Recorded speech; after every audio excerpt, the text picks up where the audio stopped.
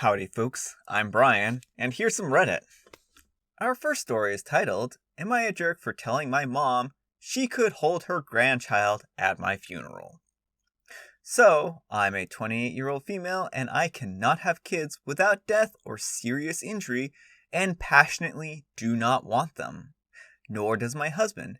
And no, before anyone assumes that we're kid-hating monsters, we don't dislike kids. We just have a combined total of 8 nieces and nephews, all of whom we love dearly. They just can't live in our house. My mother, bless her heart, is currently infected with baby rabies. Her friends keep getting grandkids, and the best I'm willing to do is dogs. Yesterday, I was talking on the phone with my mom, and she casually brings up how nice it would be to have a baby around. Now, I have a policy for people trying to pry about my reproductive affairs, and that policy is to make them as unfreaking comfortable as I can so they never ask again. My mom has never been on the receiving end, but she has seen me do it. The first time, I'm like, nah, too much work, and they don't even get cute for like 3 years. Puppies are born cute and stay cute. But she kept pressing, saying things like, dogs won't love you like kids do. And here's why I might be the jerk. I snapped and said, well, if you want a baby that bad, then I can make sure to put it in my will that you can hold it through my funeral. My mom just made a little noise like a mouse being stepped on and hung up on me. She is now refusing to answer any of my text messages about anything. I might have overreacted, just a little. And she is my mom, so am I the jerk? Edit. Yes, my mom knows about my health condition. I was born with them, and they've worsened over time. Edit 2.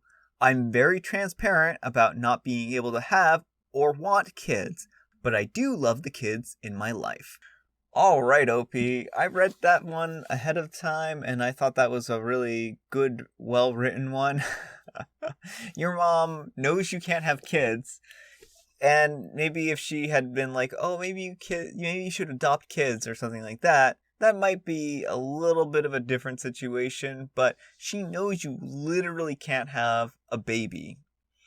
And that's just that. Reality is that if you were to have a baby, then you would probably not make it through the pregnancy. And she should know this. You're pretty vocal about it. So why she's suddenly acting this way is beyond me. Maybe she's just hopeful that if you did have a pregnancy that you would make it through alive and that the baby would make it through fine. But you know what's good for you, you know your own health concerns, and your mom really overstepped her bounds here by trying to pressure you into this, especially something that she knows you can't do. You tried to give her an out, but she didn't take it. So, yeah, I don't think that you're a jerk in this situation. And I can definitely understand where your mom is coming from here, but I think that she, again, probably should have thought more about what she was saying. Not the jerk. You tried to handle this with tact. Your mother pursued the topic, and you told her exactly what would happen should you decide to ever have children. You would die. I don't see what she has to complain about when there are 8 other children running around. Why does she need a baby from you? And OP replies, I'm her only biological kid. She won't feel like a grandma till I pop one out, apparently. That's actually really sad because, she has 8 other grandchildren. She doesn't need a biological grandkid, too. That's sad. That's sad. I'm on the same boat as you, so I'm going to go with a firm not the jerk. What is it with people not respecting someone's choice not to have kids? Just because we are made to reproduce does not mean we should have to. The thing I hate the most about people who don't accept the no are those who say, oh, you are young, wait for your biological clock to kick. As if, Barb, whatever you say. I'm going to go with not the jerk on this. Yes, it was over the top, but I salute your willingness to commit to something like that. She's your mom, and she's seen you deal with this in the past, so I don't get how or why she would think this would go any other way. And why'd she keep twisting the knife into you for something that more likely than not hurt you when you learned about it? And OP replies, it hurt a lot initially. I was devastated because in the area where I live, people usually start having kids pretty young and everything has to be kid friendly. But about the time nephews started coming, I realized that I really disliked taking care of babies. And by the time I got to college, I discovered how much fun it was to be the cool wine aunt. That helped. But every so often, it still hurts, especially when my mom presses the issue. All right, our next letter is titled, Am I a Jerk for Wanting 80% for My Idea? Gonna try to keep this as short as I can. My daughter is a freelance artist. Anyway, due to having more time during the pandemic, I had this idea that she and I could work on a children's picture book together. She was excited about the idea. She always wanted to do something like that. So, at this point, it was just an idea, nothing concrete. The point is, we both wanted to do it. Fast forward until now. I have a very cute story idea. I told my daughter about it, and she loved it. Here's where the problem begins. I offered to pay her $500 for her work. Apparently, she wasn't happy about that. She asked if she could have a percentage of the sales as well. Alright, so I offered her 20% with the $500 up front, which is extremely generous in my opinion. She still wasn't happy. She said she deserved more because she would be doing way more work than me. She obviously doesn't understand that it took me months just to come up with a good idea. Then I had to write it, proofread it, etc. until it was perfect. I've already done a bulk of the work needed. The only thing she needs to do is illustrate it. Especially considering that picture books are in a simple style, this should be a very easy task. I think I deserve at least 80%, but I'm being generous with offering her not only a percentage of sales, but a professional rate up front. I feel that she's being very ungrateful, asking for even more out of me, especially considering the fact that I wrote it. Am I the jerk? Alright, OP. I don't know what a fair percentage is here. I guess it really depends on how many hours you put into this and how many hours she's going to put into her, part of the art here. I'm going to caution you this, though.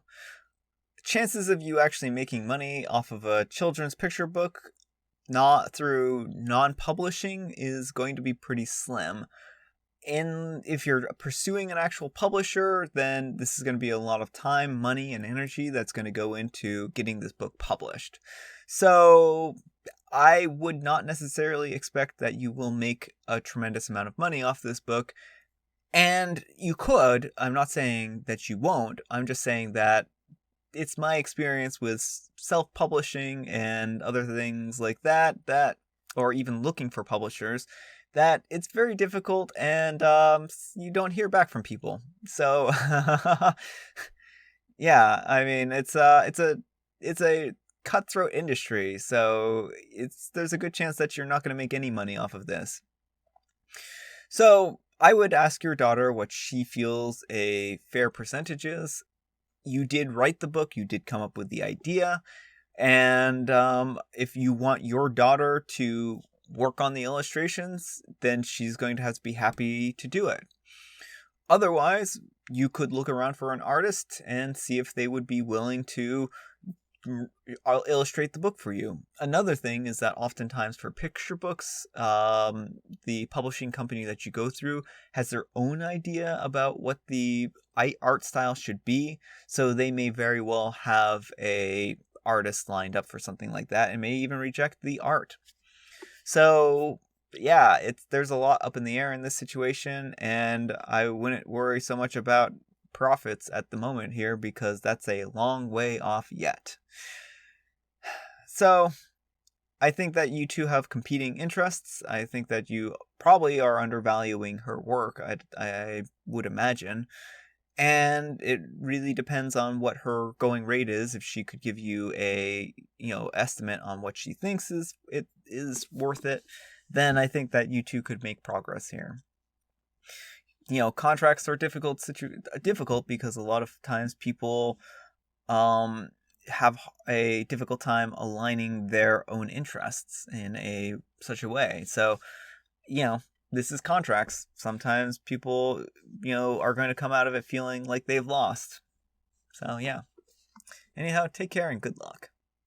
You're the jerk. The only thing she needs to do is illustrate it.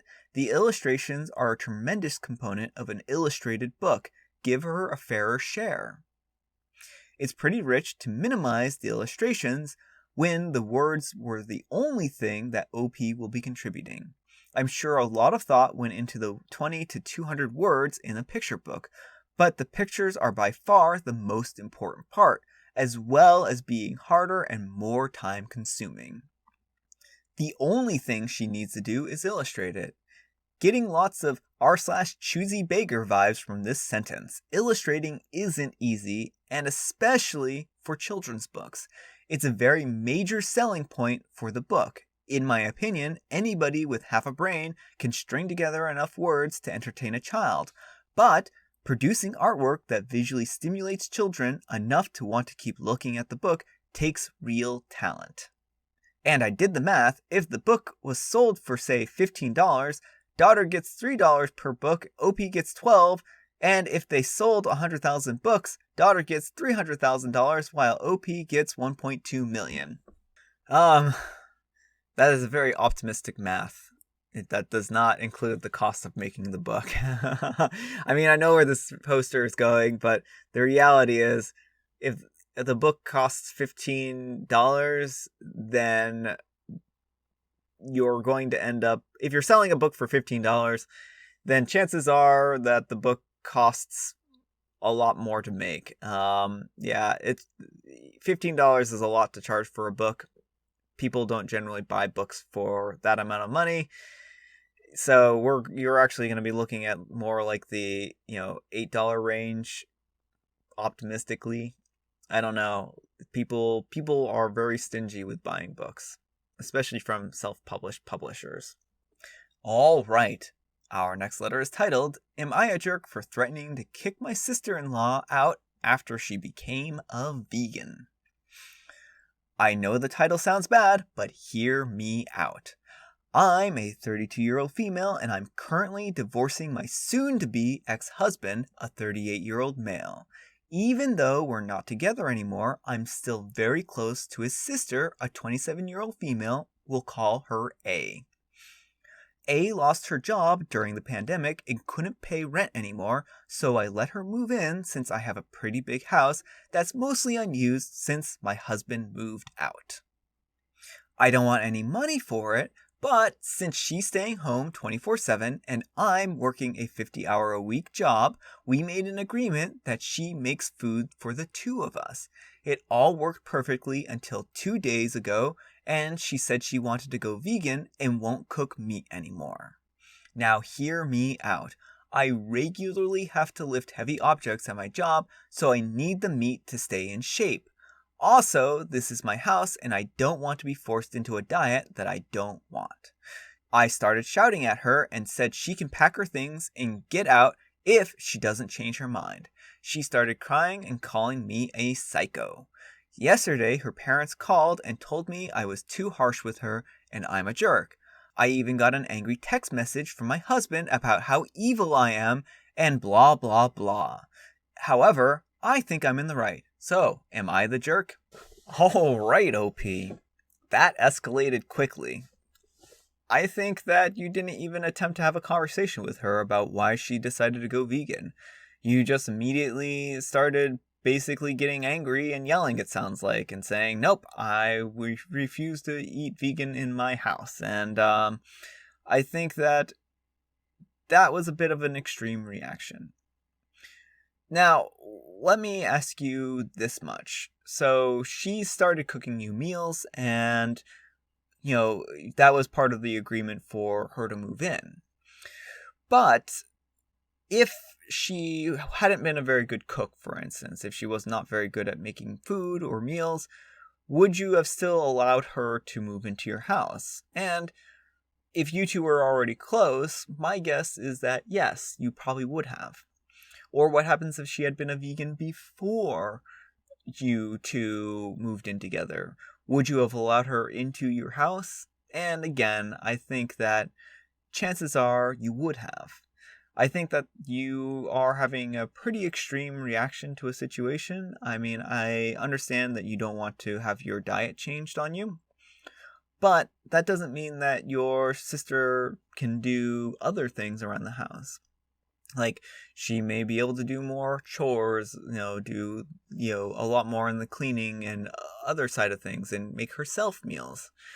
If she doesn't want to eat or cook meat because she has a, I guess, moral or ethical issue with it, then you should listen to her moral and ethical complaints. Where I would draw the line on her part is if she tries to force you into a vegan diet, where she, rags on you constantly about having to eat a vegan diet.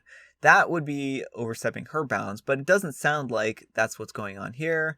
It sounds like she just wanted to switch her diet, and it doesn't necessarily sound like she was trying to force you into a particular diet. So I think you should probably have, I think you overreacted here. I think that you were a little harsh and a little extreme. So, yeah. But anyhow, take care and good luck. I started shouting at her and said she can pack her things and get out if she doesn't change her mind. She started crying and calling me a psycho. Friend, are you okay?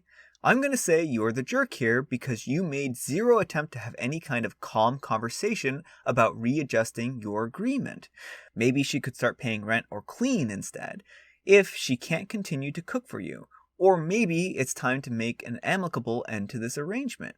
But starting to shout at her for changing her diet is just ridiculous. She's allowed to become a vegan, and you're allowed to kindly and calmly discuss with her whether or not that will work for you. Not to mention that sister-in-law being vegan doesn't mean that OP has to be. I'm mostly vegan, and I usually just grill up a chicken breast or a bit of fish to put on top of the meal for my husband. I personally would have gone with everyone's bad here. I agree with your analysis of OP, but if I had no job and got free rent and all I had to do was cook, I would cook whatever they asked me to. And I'm vegan, and I have been for years. Refusing to do this and having your parents call and yell at your siblings' ex-spouse is a real jerk move as well. Alright folks, that's all the time we have for today. I hope you enjoyed today's video. If you did, consider giving me a like. If you didn't, consider giving me a dislike. Thanks so much for watching, and I'll see you all tomorrow. I don't want any money for it. I don't want any money for it, but I don't want any money for it, but since she's staying home 24/7 and I'm working 50-hour jobs,